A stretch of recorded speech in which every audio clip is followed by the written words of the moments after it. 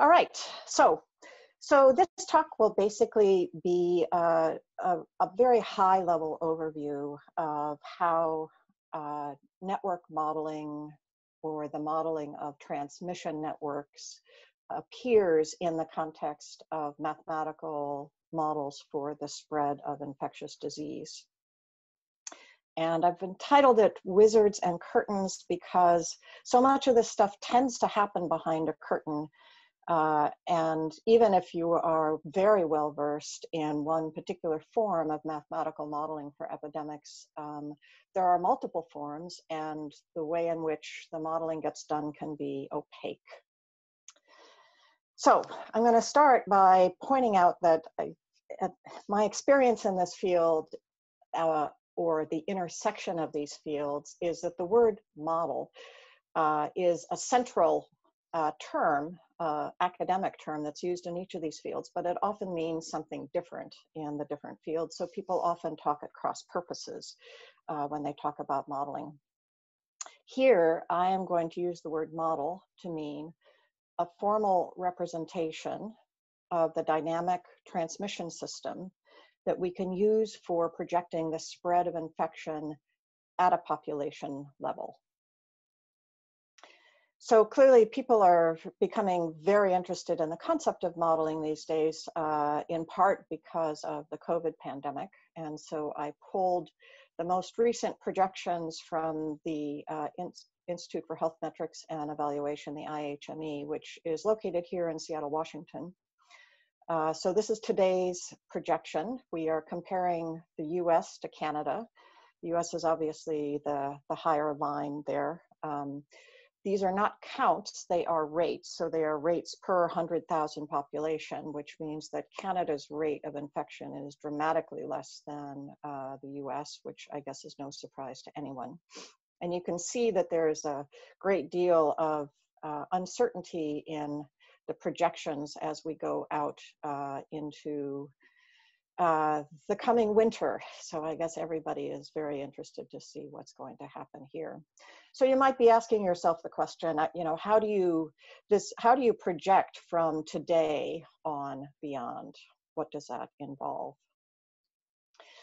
COVID modeling has had a large impact on the response, the policy response to COVID globally, actually, from the beginning.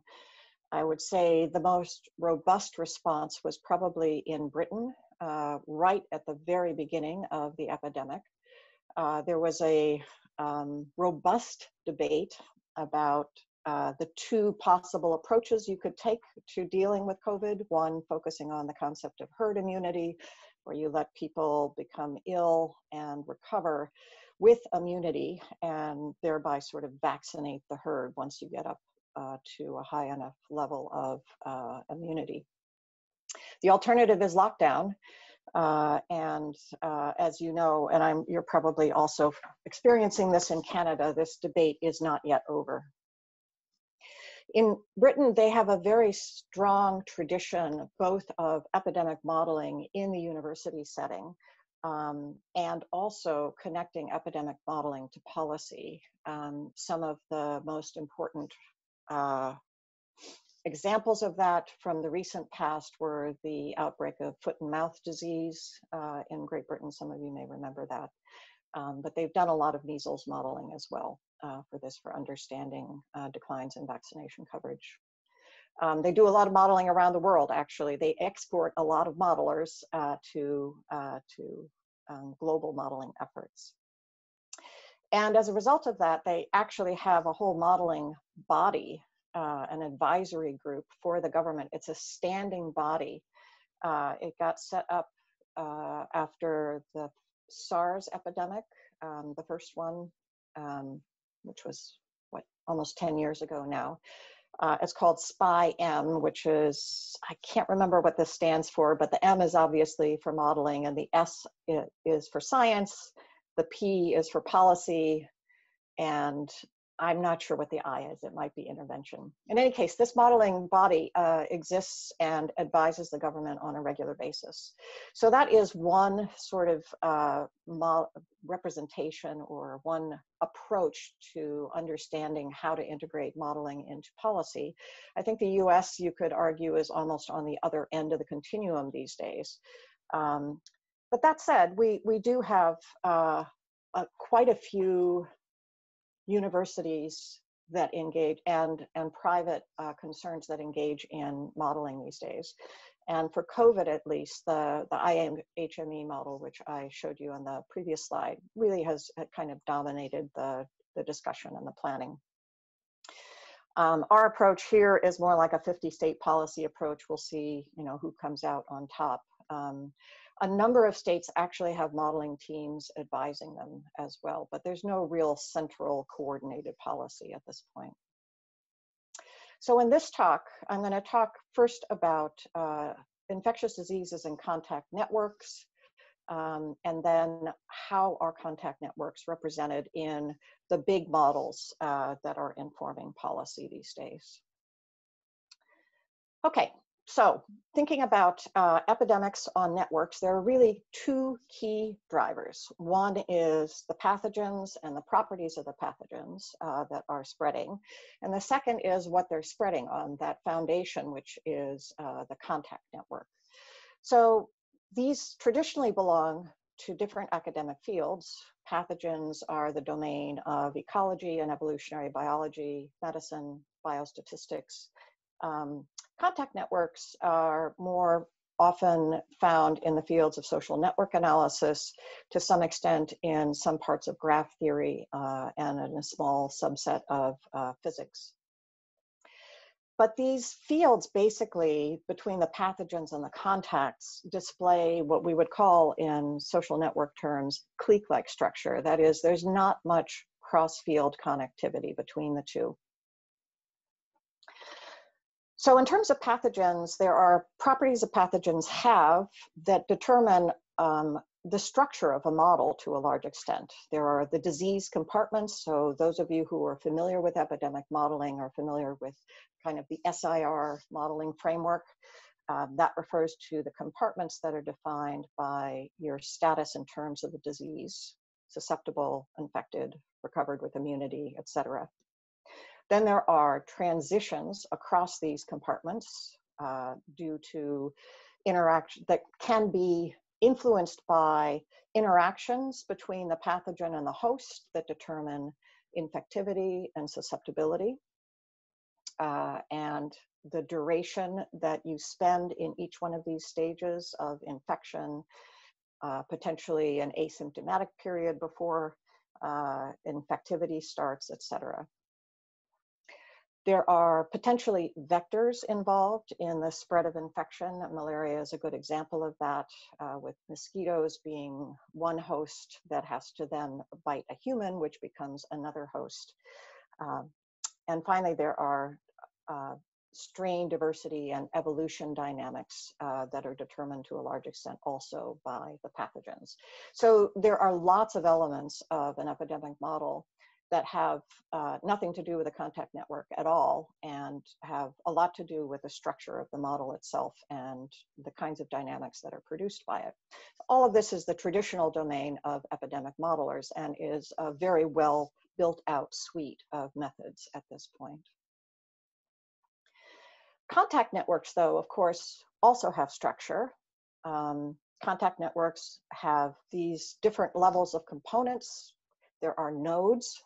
The nodes are defined by the infection reservoirs in the case of epidemic models, so they can be persons or vectors. There are links, which are defined by the transmission mechanism. So HIV spreads through sex or sharing needles. Other kinds of pathogens spread through the sharing of items in the home, for example. And COVID is spread through simple physical proximity. When you think about this, what that means is that the link that is relevant for any particular pathogen is going to potentially be quite different in terms of the density and the structure. And then there are layers in contact networks as well, which are settings that aggregate these nodes and links. Communities are sort of a broad layer that structure the likelihood of interaction. There's workplace, schools, households, etc. So this kind of modeling is mostly the domain of social network analysts. And where the pathogen meets the network is in the infection rate term. And that's traditionally represented, the notation can be different in different fields, but it's represented by something like beta SI, where S is the number of susceptible nodes, I is the number of infected nodes, and beta is what's called the force of infection. So that's the likelihood that when a susceptible node meets an infected node, there is a transmission multiplied by the number of contacts and the probability of actually reaching an infected node by a susceptible node.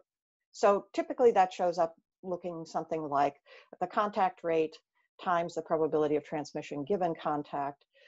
It's scaled by the number of nodes in the population so that this turns S into a susceptible times the probability that they meet an infected. You can add heterogeneity to a model like this. Obviously, the force of infection can be heterogeneous for different classes of susceptibles, say by age, different classes of infecteds, also say by age. So J and K can be groups in the population, so demographic groups or other kinds of groups. And the heterogeneity can also refer to the likelihood of susceptibility and infectivity varying by group, as well as the contact rates varying by group. And of course, the contact rates varying by group and the mixing between groups is the network. So you have to drill way down into an epidemic model to see where the network actually meets the pathogen. And this is where the work gets done. So how are networks represented in the big models? There are three basic frameworks that dominate in the field of epidemic modeling.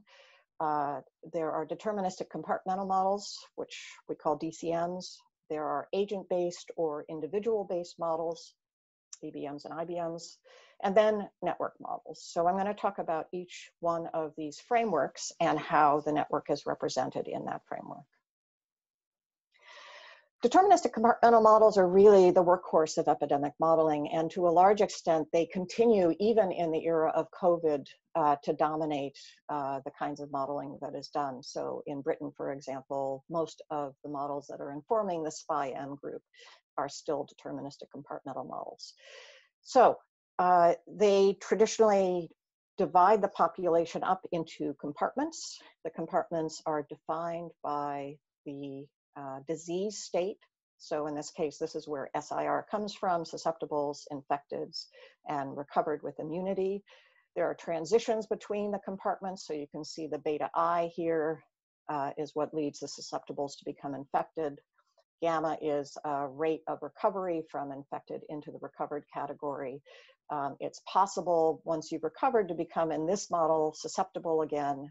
There's the rate alpha at which that occurs, as well as there's demographic inflow and outflow. So that's a classic kind of compartmental representation. Of course, these models are traditionally not this simple, certainly not at the research level. You add many more compartments to reflect population level heterogeneity. So just as an example, this is a DCM for HIV, which divides the population up into, there are the susceptibles, there are infecteds, but there are infecteds who are unaware of their status, they're unaware but on PrEP, which means that they're taking a prophylaxis, but they're unaware that they are currently infected. There are those that are diagnosed, that are those that are engaged in care, those who are treated, and those who are virally suppressed. So you can get a very complex model here. This is then broken down additionally by the stage of infection, acute infection, and then levels of infection over time that are a function of your CD4 count. So a traditional research DCM often has hundreds and hundreds of compartments like this. Once you have hundreds of compartments, this original transition from susceptible to infected now has to represent how the susceptible individuals in all of these different categories interact with all of these different infected groups. So that's your contact rate subdivided or indexed by the group of the susceptible and the group of the infected. There can be level variation by group, so some groups can be more active than others, and traditionally in the field of sexually transmitted infections, but now also for COVID, you've probably all heard the term of super spreaders or core groups. Core groups is more like the HIV/STI literature. That means that some groups are more active than others, so they play a larger role in the dynamics of transmission. Increasingly in the COVID modeling for the DCM field, there are distinctions made by age as well. So we're introducing heterogeneity by age, and that reflects both differences in the levels of activity, but also differences in mixing between the different age groups. So I'm going to give you an example of a research level model on age mixing. The research question here was whether variations in age mixing that you see across different countries influence the potential impact of two different policy interventions, work or school closures, on the spread of pathogen like influenza. So not really all that different than the COVID modeling that we would be interested in. The data here come from a survey called the Polymod survey that was conducted in Europe in a number of countries, and it's combined with data from the demographic and health surveys, which was the DHS actually happens in 152 countries. There's slight differences in the type of data that were collected, so they did some harmonization beforehand.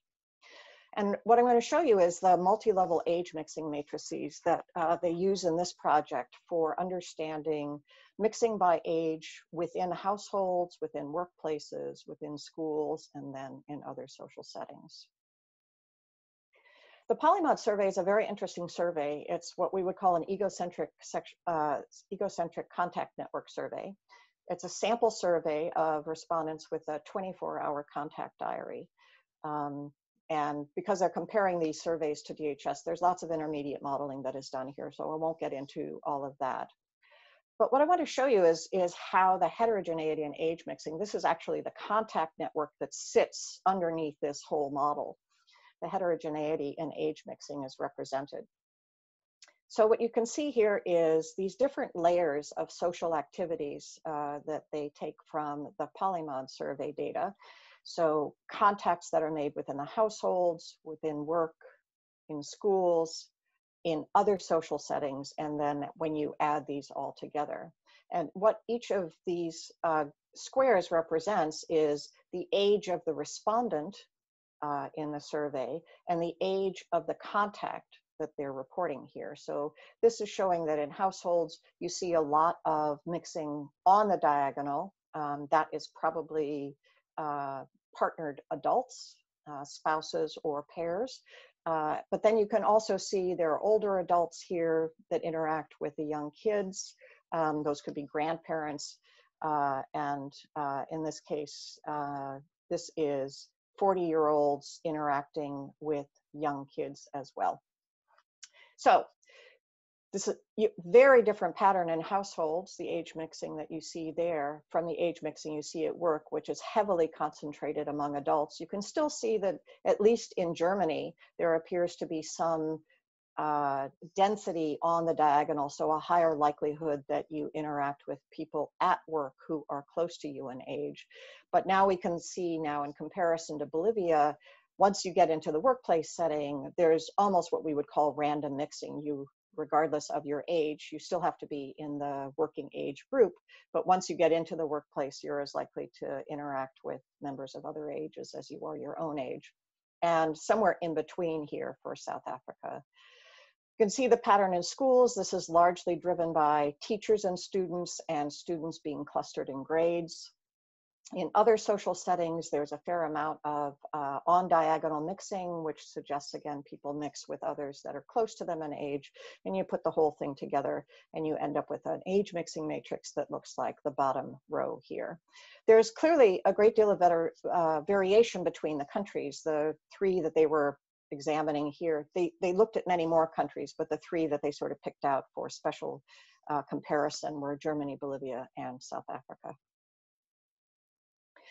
And what these differences in age mixing do is they change the effect of interventions when those interventions are school closures, for example, or work closures or social distancing. So those were the three different types of interventions that they then examined on the basis of these age mixing networks in these different countries. And what you can see is that from these graphs, they're fairly complicated graphs. The gray bars here are the population distribution by age. So that's the population profile. And you can see the population profiles are very different in the different countries. The rows here are different interventions with different levels of potential infectivity, so the reproductive rate of infection. So in the top two rows here, what we're looking at is a reproductive rate of 1.2, which means that the typical person at the beginning of the epidemic who becomes infected infects 1.2 other people. And you can see the effect of school closure plus distancing here, and comparing that to a 50% workforce reduction. And the impact of the intervention is shown basically by the school closure effect is shown in blue. No intervention is shown in orange. So what you can see is if you have no intervention, the orange is going to be the same here in the first two rows within each column. So you can see the population and you can see the number of infections you'd get with no intervention. If you were to implement the school closure plus social distancing, you can reduce the rate of infection in Germany down to just the blue infection here. If instead you aim for a workforce reduction, you basically eliminate the epidemic. You can see there are no cases here at all. The workplace contacts go down to 0. In Bolivia, school closure actually eliminates infection as it does in South Africa. Workplace reductions actually don't have as large an effect. Once you increase, and this is the pathogen part, you increase the rate, the reproduction rate, so it's gone from 1.2 to 1.5, now you can see that school closures really don't have much of an effect anymore in Germany. They did before, but they don't now. Workplace reductions still are fairly effective, not as effective as they were before, but still effective. The school closure reductions still are close to 100% for Bolivia. The workplace reductions get you almost nothing. And in South Africa, you get a pretty good bang for the buck for the school closures, though you still get some infections once the infectivity rate is high, and the workplace reductions really don't help you much at all. So this is an example of how a deterministic compartmental model would use a contact matrix, an age-based mixing contact matrix, in order to understand the potential policy impact of different interventions. So if we go behind the curtain here, it's worth understanding how this modeling, some of the bigger picture aspects of this modeling. The first is that the network in this epidemic model is fixed. It's not, the CKJ here is driven by the total age mixing matrix. It's not a model of the matrix, it's the matrix itself, both with and without the specific layers. And it doesn't change except with respect to the intervention. The intervention then changes the overall rates of mixing in those matrices. Second, in this particular model, there are no demographic dynamics, which makes some sense because they're really only looking at sort of one season's worth of infection. So there are no entries and exits here. If there were entries and exits, these could change the mixing matrix margins and the cells, and at that point you would need to have some kind of a model for this matrix as opposed to the matrix itself. But the key limitations of these deterministic compartmental models is that the contacts here are individual acts in these models. There's really no easy way to represent persistent partnerships. So what that does is when you use a DCM in some cases like sexually transmitted infections, that leads to some very strange behavioral assumptions that are resting behind the curtain. So what this means, for example, is every time somebody wants to have a contact, they close their eyes and they pick from the population. And it might be a biased pick. There might be some heterogeneity with respect to their preference for an age. But the individual that they pick really is randomly chosen otherwise. And that happens for each subsequent act. So there's no way to really represent a partnership where you have the same person that you have repeated acts with. And that turns out to be quite problematic, actually. In addition, these models are deterministic. That's what the D stands for. And as a result, you miss a lot of the stochastic variation that can occur in epidemics. So it was those limitations that led the modeling field to really invest pretty heavily over the last, I would say 20 years in agent-based models. They're sometimes called individual-based models. These models are stochastic almost always, and the individual agents are sort of endowed with certain rules that determine their behavior. This allows you to represent persistent partnerships, and the key thing that allows you to do that is now that you have access to these individuals, which you don't have in the compartment modeling. In the compartment models, it's like a bowl of Jell-O, basically. You can take out a spoonful at a certain rate, but you can't identify individuals in that, so that's why you can't represent the partnerships. The individual-based models allow you to represent partnerships, but in an agent-based modeling framework, the rules for partnership formation turn out to be fairly complicated. So how are partnerships actually formed? This is where the heterogeneity is going to happen. This is where the contact network is formed. So this is where the network meets the model in agent-based models. The most common approach to this is a queuing algorithm. So for example, this comes from an HIV model for heterosexual partnerships. There's a male queue and a female queue, and a male is chosen from the male queue with respect to with a certain probability that's determined by a number of different things. So in general, you get the highest probability male or some version of the highest probability male being chosen at each time point.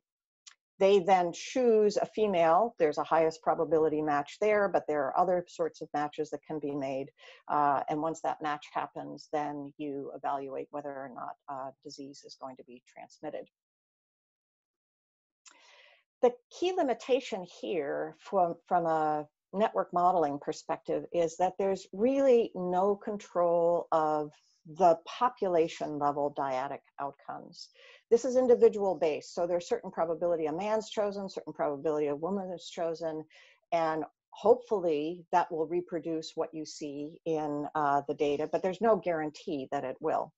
There's no model, basically, for the joint effects of multiple attributes as well on the probability of a tie. So it becomes very difficult to juggle the many different things that might determine who would show up in the queue and who would be their most likely partner. There's no principled way in these models to reproduce the joint distribution of partnerships that you can observe in data. So the models tend to be quite simple. And they have some odd assumptions typically about whose individual preferences dominate. So in the queuing model here, for example, it's the male's preference that dominates. So I'm going to move on to network models, just in order to give us some time to discuss. And here, what I would say is in the field, if you go into the field, you're going to find a lot of people who talk about using a network model. I would say the terminology here is still not quite figured out and somewhat contested because network models, everybody thinks they're the cool new kid on the block, so everybody wants to be doing network models. And in a sense, all agent-based models and all individual-based models do produce a network, there's no question. But they don't necessarily directly control a network. So I'd like to introduce here the concept that a network model actually is different than an agent-based model, in the sense that it has principled methods for representing the network itself. And these can be theoretical, so you can define the network in terms of, say, a scale-free model or a small world model. They can be descriptive or empirical,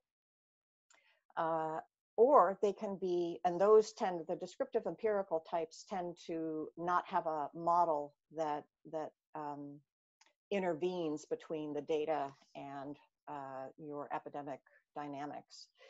It's just a straight plug-in of the data, and I'll show you an example of that. And the last example is these generative statistical models. And so some of you in this audience are probably familiar. These come from the social network field, temporal exponential random graph models and the stochastic actor-oriented models. These are actual models as opposed to simple descriptive empirical statistics that represent the probability of a tie forming between two nodes. So there are lots of different levels of structure that you can represent in a network model. There are macro level structures.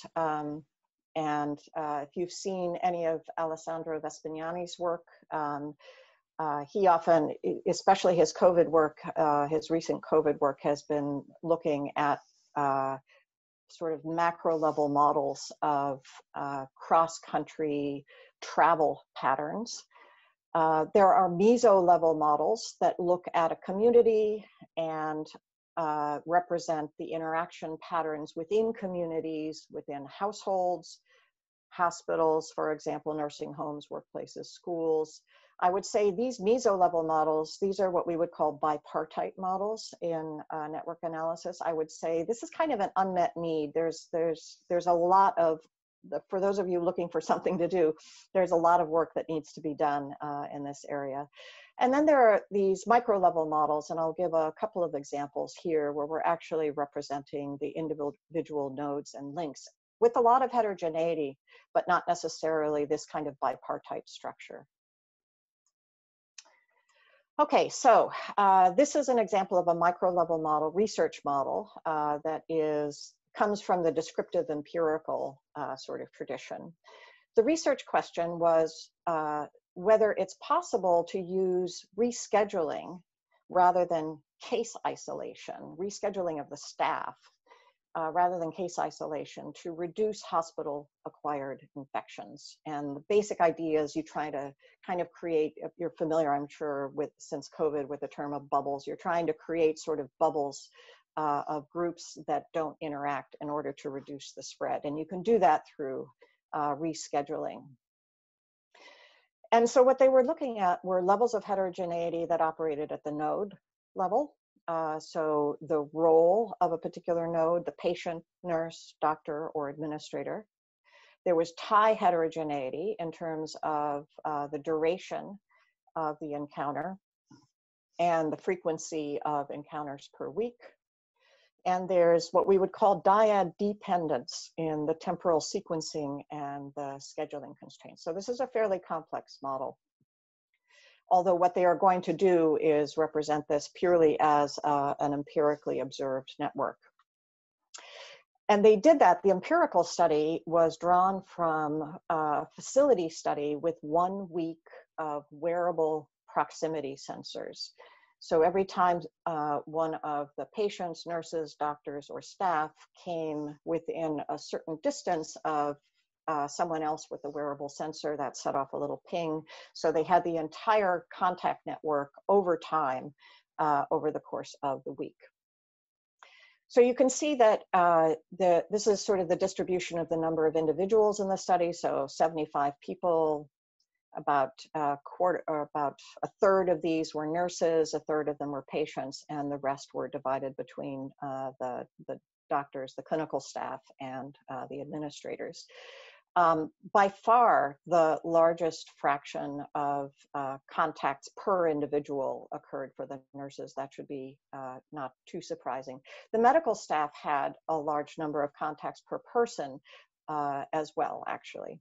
And so the average duration in seconds of contacts per individual was about the same for the nurses and for the medical staff. But of course, the nurses are a much larger group than the medical staff, so that they're going to create a larger share of the overall density of the network. You can then look at the mixing matrix. So this is like our age mixing matrix, but now represented in tabular format. So we're looking at nurse-nurse interactions, nurse-patient, doctor-doctor, nurse-administrator, et cetera. The largest single block of infections are coming from these nurse-nurse interactions. That's almost 40% of the infections and about 40% of the overall duration of contact. Nurse-patient obviously is going to be also very high. That's about 21% of the infections in time. Doctors spend a fair amount of time together as well, substantially more time talking to each other than they do to the patients. So some of you might recognize that in your real life as well. So this nurse-nurse interaction was what they wanted to cut down on, rather than cutting down on the nurse-patient interaction. That would be a form of isolation, trying to reduce the contacts between nurses and patients. So they were trying instead to use scheduling to reduce the nurse-nurse interactions. And what they did was they took this observed empirical dynamic network that they had from the wearable sensors and then rewired it to represent intervention scenarios. And the first was a 30% direct reduction of interactions between nurses and patients. Of course, that's going to impact care. And the second was rescheduling of nurses, which does not impact care.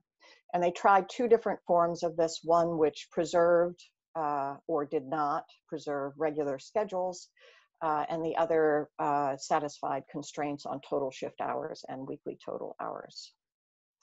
And basically what they found was the reductions that they found, so this is basically what you observe in terms of the risk reduction with no change. The risk reduction with contact isolation, the 30% reduction in contacts, got you about a 30% reduction in risk as well. And one of the versions of the network changes, the rescheduling, also had the same effect as that level of social contact reduction.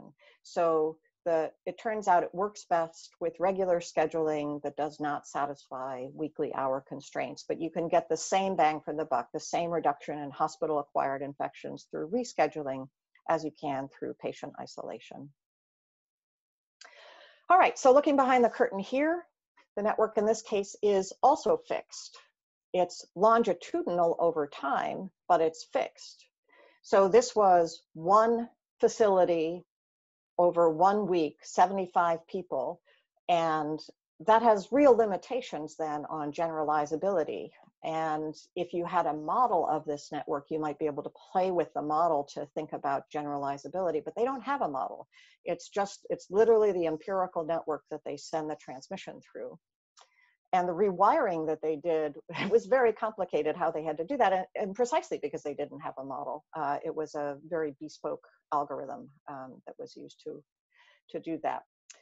And what's interesting here, you might not realize it reading the paper, but there's actually no transmission process. It's really just the number and duration of contacts, and that is used as a proxy for the reachable path of hospital-acquired infection. That's a pretty common thing to do. I think it's very useful. What it defines, this reachable path, what it defines is sort of the maximal possible reach of the infection. So another example that we have, I'm not going to go through it because I want to leave some time for discussion. I can come back to that if people are interested. In COVID, there's a lot of interest in the role of super spreaders or super spreading events. Really from day one, they've kind of pushed this narrative, but it's often misguided. This notion that super spreaders are what are spreading the infection, I think they tried to make the same arguments in HIV and sexually transmitted infections. For you to get a persistent epidemic, you need to have sustained transmission in the general population. And we developed a little example here at the beginning of the COVID epidemic, which was called, can I please just visit one friend? And it showed how quickly households get connected if someone from the household or two people from the household visit just one friend. It's extremely quickly. You don't need super spreaders in order to create connectivity. So behind the curtain, the networks in that case were also fixed and not dynamic, but at least there was a model for the networks. It was an exponential family random graph model with degree target statistics. There was still no transmission process as before. We had just the ties as a proxy for the reachable path. So I want to give you a little bit of a sense of what a full network epidemic model looks like. This has a dynamic model, an actual statistical model for the network for partnership formation and dissolution. That model governs the full joint distribution of network statistics, and it can be a fairly complicated model. I can show you an example of that. And because it's a statistical model and it's a principled statistical model, we can actually guarantee that it reproduces the observed statistics in data in your simulation on average, right?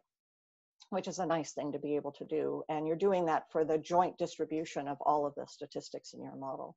It's estimated from empirical data, ideally a network sample. You don't have to have the entire network observed. We have models and methods for dealing with egocentric network data.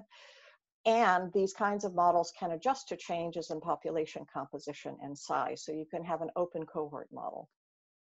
Then you overlay all of this with a dynamic epidemic transmission process. And what it ends up looking like is something like this. So this is one of the first models that we did back in 2010. It was a model for HIV spread in the young adult population, 18 to 25-year-olds. It was a simulation based on a study called the AdHealth study, in which we saw that people had on average about 3 partners over a 10-year period. And we represented here the spread, the reachable path, the growth of the reachable path, basically, from 10 infected seeds through all of the partnerships that are formed. And what you can see is that there are some red partnerships, some blue partnerships, and some gray partnerships. The red are partnerships that are formed when the person has another partner at that time. So they're concurrent with another partnership. The blue are serially monogamous, and the gray were partnerships that haven't yet formed or joined the reachable path.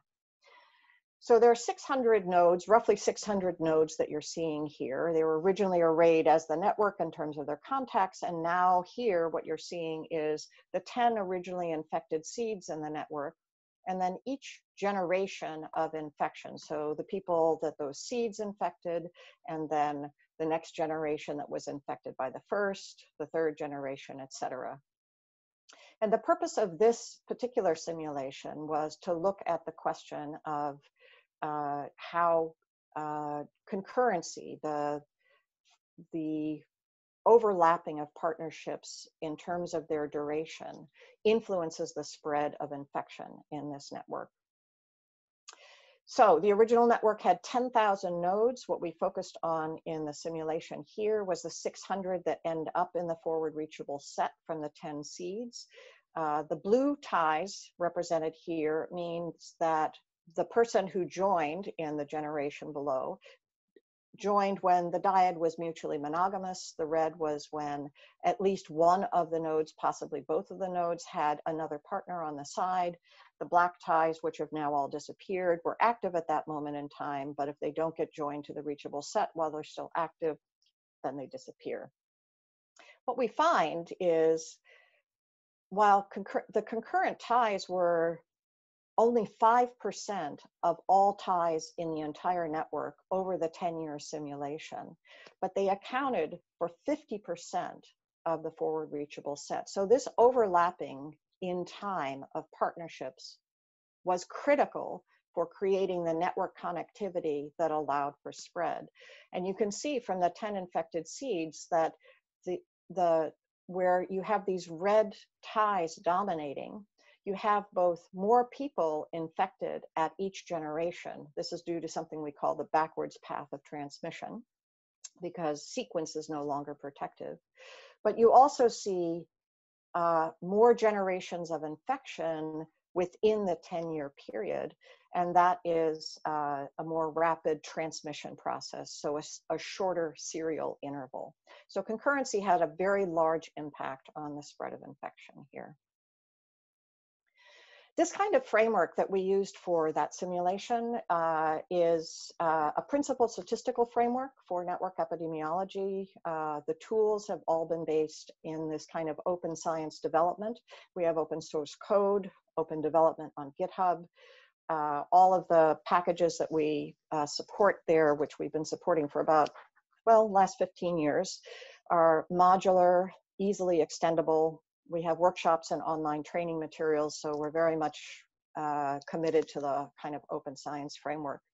The models can be estimated from what we call egocentrically sampled network data. That makes it feasible for using them for public health work, because those are just standard sample surveys. And they're scalable. Our current research models have 800,000 nodes in them. I can give you an example from our workflow if it turns out we have time. I'm going to leave that for the Q&A period.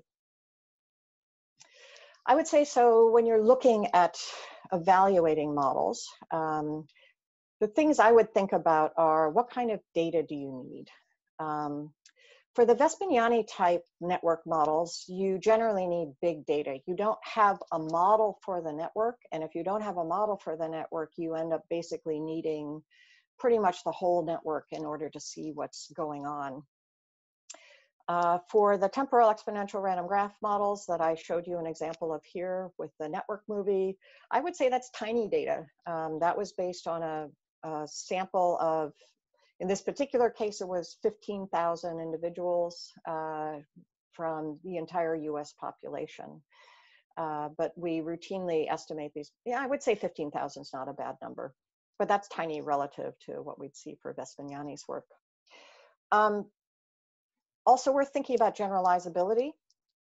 If you're working with a descriptive or an empirical based model, like the example of the hospital acquired infection, that's very much tied to that one source of data. It's very difficult to generalize from that, although I think the insights there were very useful.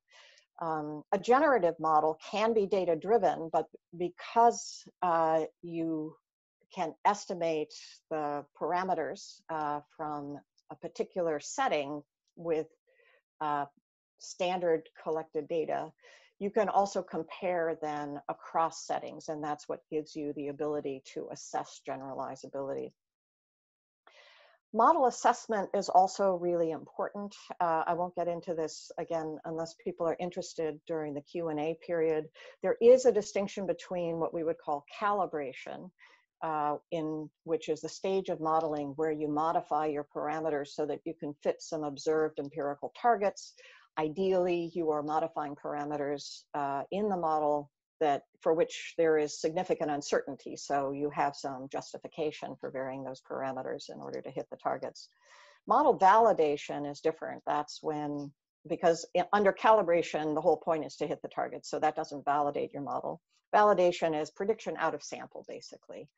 And there's not a lot of validation that goes on in epidemic modeling in general. It's a problem. And then finally, it's important to evaluate for models whether you can compare these models with other models. That's relatively easy within frameworks, so DCMs can be compared, but it's difficult to compare across frameworks often. And so that's sort of an open area, I would say, for research.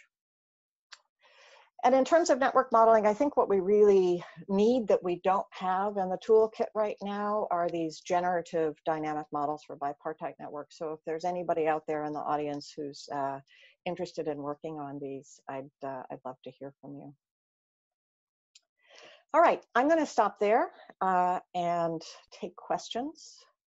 And hopefully we have time for a few questions.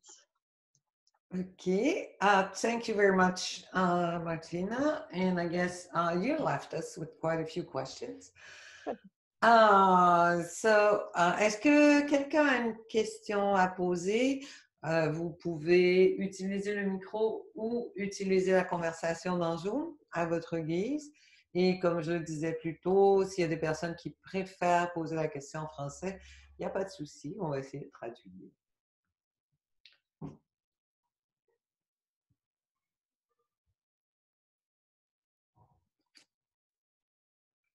Alors? Everybody's muted. Yeah. So? Hi, I have a question. Sorry. Please. So, first of all, nice talk. It was very well explained. Thanks a lot for like distilling all the information that is out there in modeling.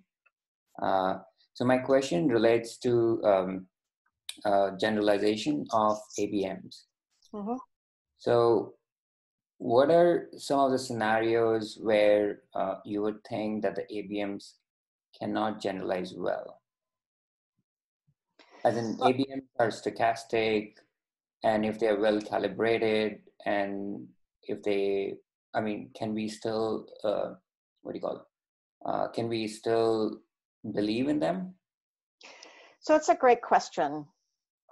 My concern with the ABMs is that, you know, there's an algorithm that creates the contacts, but there's no model in the same way there is a statistical model in the context of the network models that I was describing, right?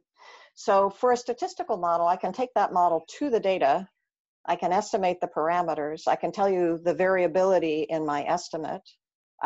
If it's an MLE, which it is in our case, a maximum likelihood estimate, I can also talk about the bias in the estimates. And I can compare parameters in the model, say from United States data to models with the same type of data from some other country, right? So there's a whole principled framework for model comparison and generalization, right? Where generalization has a lot to do with it. You're making a generalization from your sample to the population, which is what, you know, so can I do that, right? So we have a framework for that with a statistical model that doesn't exist in an agent-based model. You're right, you can calibrate, but with the thousands of parameters that go into these models, it's always possible to hit a set of targets. So really, I think what you have to do there is a lot more validation. Right, so take and I don't even know how would you change your algorithm, for example, if you went from, say, Canada to the US to try to explain the difference in the COVID epidemics that we're seeing in these two countries? I see. So, I mean, one way is to just to use standardization, like demographic standardization, so that we have a country-specific contact structure. Right, and so you have one observation of that contact structure, right? Yes. Probably, if you're lucky. Yeah, yeah. And how many, so what kinds of heterogeneity do you represent in that contact structure? Age breakdown, mainly, specifically age breakdown, and then the susceptibility broken down by age. Okay, so let me show you something then. I'm going to share my screen. This is a great question, right? I'm going to share my screen and show you one of the things that sort of, I think, distinguishes the network modeling. While you do this, Martina, because we're reaching the official end of our meeting, but we can keep talking with the people interested here. There's not a problem with that. I'm sorry. I somehow thought it was a longer. I thought it was a longer period. I'm very sorry. Well, that's all right. We've organized this conference very last minute, so we may have overviewed some elements. But so people who can stay, wanted to stay, you're welcome to. Donc, théoriquement, on avait annoncé 13h30, mais si vous souhaitez rester et poser d'autres questions, il n'y a vraiment aucun problème. Il y a une question que j'ai vue dans le chat que je n'oublierai pas de poser aussitôt qu'on aura terminé avec la réponse de celle-ci.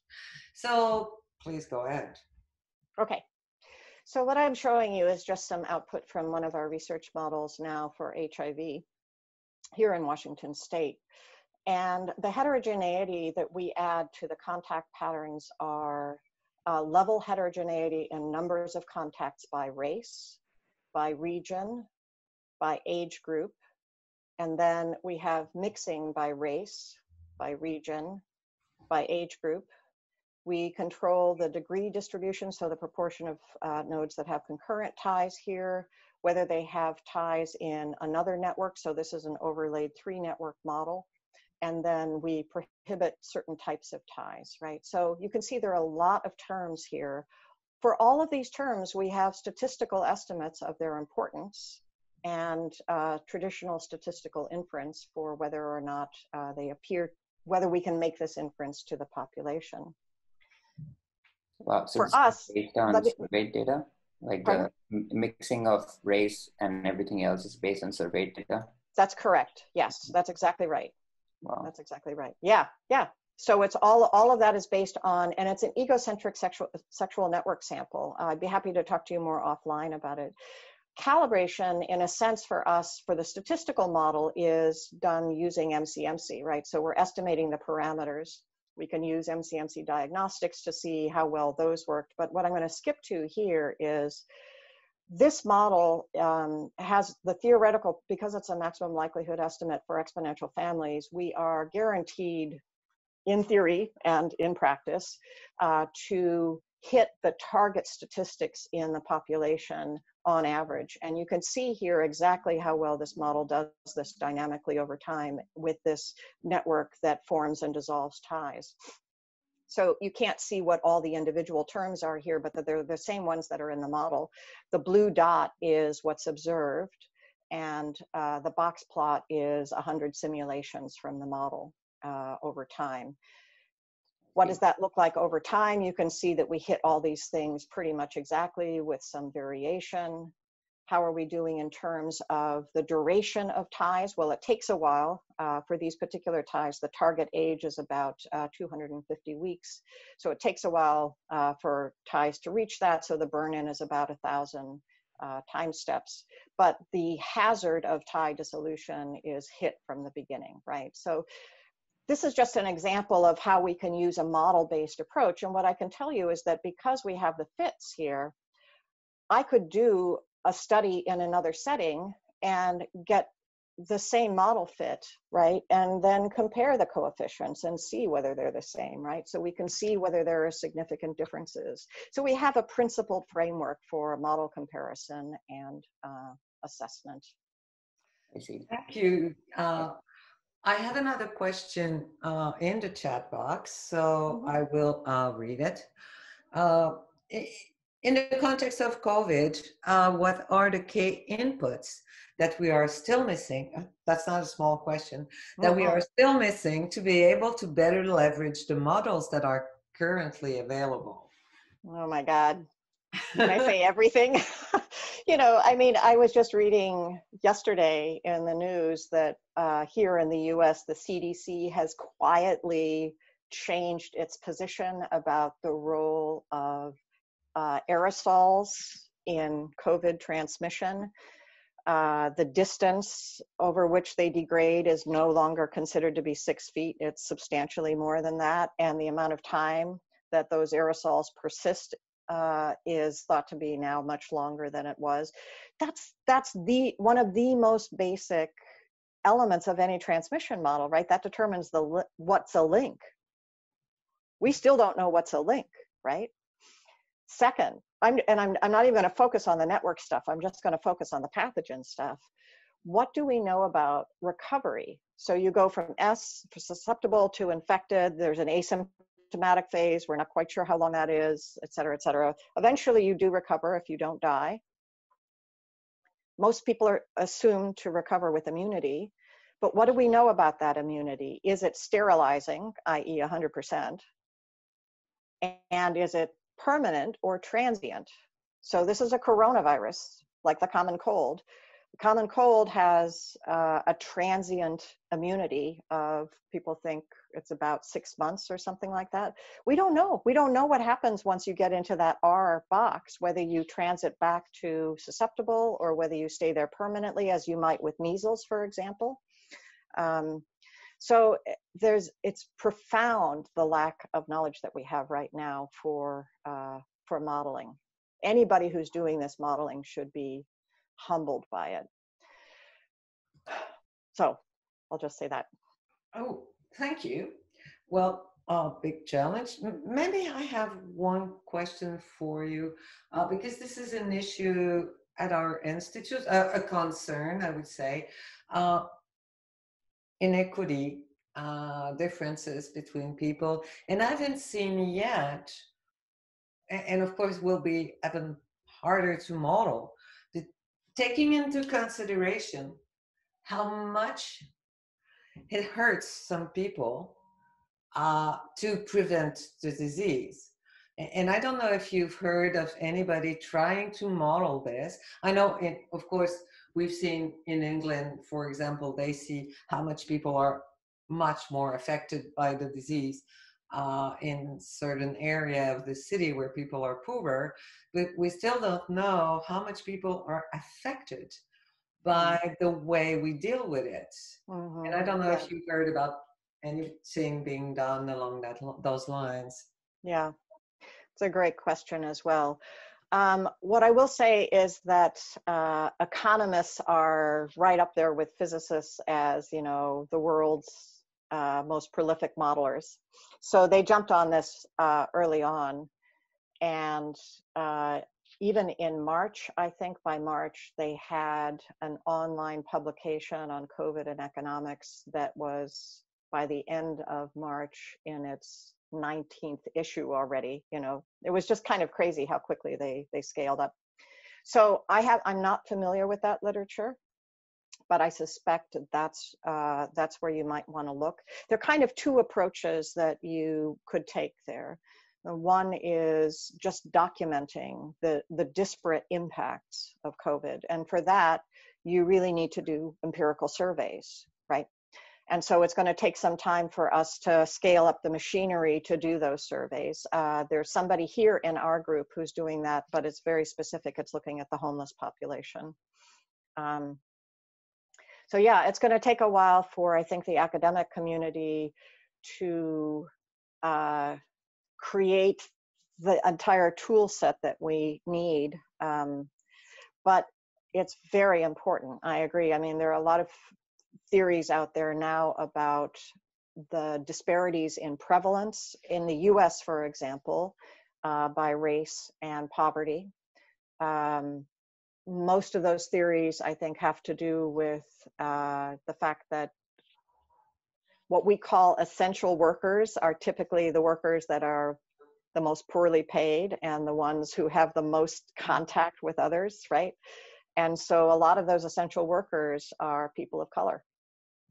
And they were not allowed to stay home. They were essential workers during, you know, the key peak periods in infection and transmission. So there's that, plus poverty tends to lead to, or lower income tends to lead to, higher numbers of people in the household and denser housing units in general, which again has an impact on disease transmission. So yeah, it's a big issue.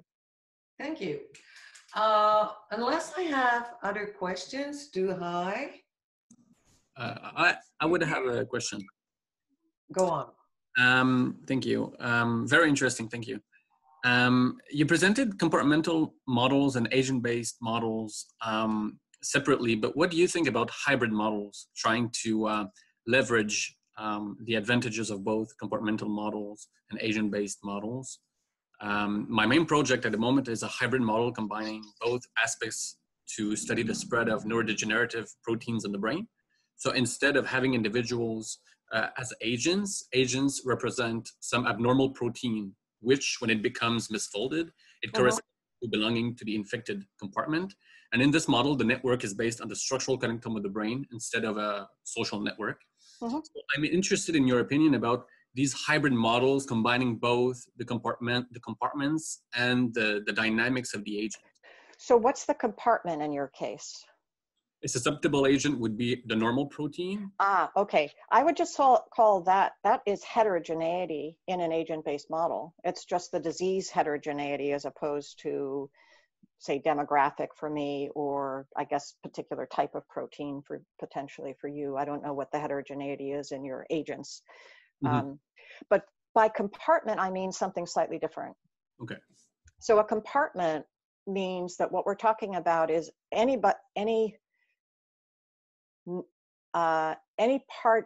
stock in the population that's in a compartment is sort of homogeneously represented as a total number there. And you can pull off rates of it. Doesn't have to be an individual. You could pull off 2/3 of an individual to transit from susceptible to infected, right? There is no individual there. There's a mass which can be infinitely divided into, as one of my friends called it, an attofox, right? 1 to the -18th of a fox, right? Which is why compartmental models never get rid of diseases, because you can't. It's like Zeno's paradox, right? So that is a compartmental model. It is a mathematical representation, and you're not doing that. You've got an agent-based model that has heterogeneity, as far as I can tell from the way you described it. For every region, I would have a proportion of susceptible agents, infected agents, and removed agents. Oh yeah. So, but those agents are still individually identifiable, right? Yeah. So the rate of new infections, your incidence, is not a rate. You can turn it into a rate, but there's a numerator. There's literally individuals there that made a transition from susceptible to infected. That's not a compartmental model. That's an agent-based model or an individual-based model. Okay. Yeah. Interesting. Okay. Thank you. Thank you. Okay, well, again, Martina, thank you to answer this invitation and to find room in your agenda. Thank you, everybody. I know we're losing people, but that's quite normal when because people have, well, I guess other things to do online, most of them. But really, again, thank you. I really like this idea of asking questions about models and asking what we're not seeing. And of course, being a social network analyst myself, I do have a bias on your position. Last word, anybody? Otherwise, on va compléter cette séance si vous n'avez pas d'autres questions. Kate nous rappelle qu'il y a un enregistrement de la présentation qui est fait. Il y a certains aspects de la modélisation que vous pourriez vouloir revoir. Sinon, je vous remercie d'avoir été là et revenez nous voir pour nos prochaines présentations, notamment notre rencontre inter-institut. Thank you again, and hope to see you sometimes. Yeah. Maybe in the flesh. In the flesh, yes. Who knows? Maybe in Australia. Yeah. Yeah. That would be lovely. Yeah, certainly. Thank you. Thank you very much for the invitation. Bye, everybody. Bye-bye. Bye-bye.